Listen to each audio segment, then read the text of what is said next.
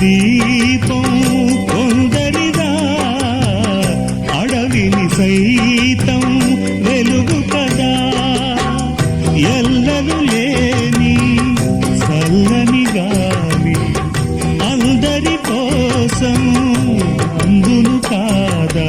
ప్రతి మదిని లేపే ప్రభాత రాగం పదే పదే చూపే ప్రధాన మార్గం. ఏది సొంతం కోసం కాదను సందేశం, మంచి గుణమే పోతే ప్రపంచమే శూన్యం.